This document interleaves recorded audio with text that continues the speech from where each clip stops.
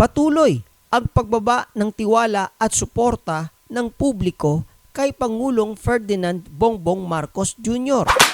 Batay sa pinakabagong mga survey na isinagawa ng Pulse Asia at Publicus Asia nitong Marso 2025.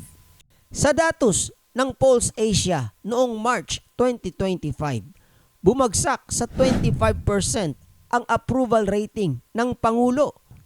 Malayo sa kanyang dating approval rating na 42% noong 2024.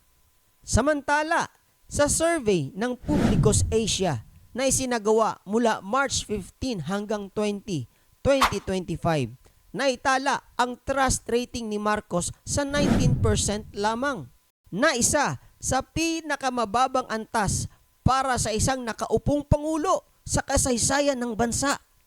Ayon sa mga analyst, ang pagbagsak ng ratings ay bunsod ng sumusunod na mga salik. Patuloy na pagtaas ng halaga ng pangunahing bilihin, kuryente at petrolyo na nagpapahirap sa pang-araw-araw na pamumuhay ng mga karaniwang Pilipino. Kakulangan sa konkretong resulta.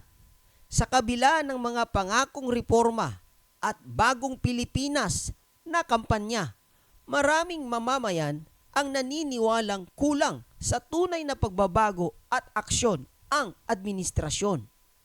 Kritikal na pananaw sa liderato.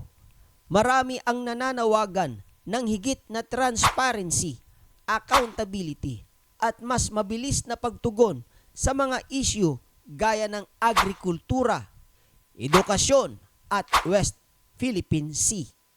Nagpahayag ng pagkabahala ang ilang eksperto sa politika na nagsasabing ang pagbaba ng ratings ay maaaring magdulot ng kahinaan sa political capital ng Pangulo sa nalalabing mga taon ng kanyang termino.